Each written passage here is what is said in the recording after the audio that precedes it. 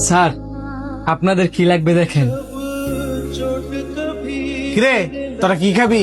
বিরিয়ানি আইটেমের কিছু অর্ডার দে। আমাদের জন্য 3টা হায়দ্রাবাদি বিরিয়ানি নিয়ে আসেন। Okay sir. স্যার এই যে ধরেন আপনাদের বিরিয়ানি। স্যার আমার মা ফোন দিছি, একটু কথা বলি কেমন? হ্যালো, আসসালামু আলাইকুম মা। এই যে অফিসে বসে আছি, আর তুমি যে সকাল থেকে কল দিতেছো, আমি তো বারবার কল কাটি দিতেছি, কারণ আজকে অনেক জরুরি মিটিং আছে।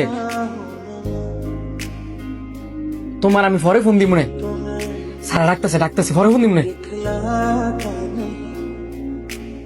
স্যার সরি, আর কিছু লাগবে? না আর কিছু লাগতো না।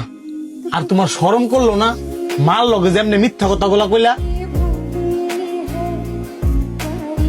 যেই বাপ মা খাওয়ায় ফিন্দায় বড় করছে, এই বাপ মার লগে এমনি মিশা কথা কও? দেখো কোনো কামই ছোট না, তোমার মারে করে না গিল লেগা তুমি যে ওইটারে চাকরি করো। যে লোক কর্মরে শুরু করে দেয় হে লোকে ভবিষ্যতে কিছু করতে পারে না। আমি চাকরি করি, মাস শেষে ভালো একটা টাকা পাঠাই, এতে তারা অনেক খুশি। আর আমার কয়েকটা মিথ্যা কথাতে যদি আমার ফ্যামিলি অনেক খুশি থাকে, এটা কি ভালো না? আমার বাপ মা জানে আমি একটা ভালো জায়গায় চাকরি করি, আমার গ্রামের মানুষ তাই জানে।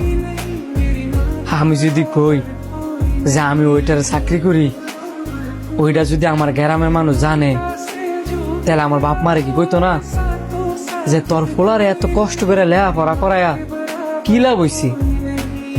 দিন শেষে দৌড়ি ওইটারে চাকরি করে।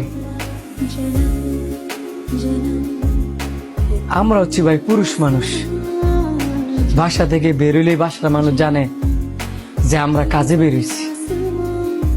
এখন আমরা কি কাজে বেরোইছি এটা বাসার মানুষে জানায়া কষ্ট দেওয়াটা কি খুব দরকার?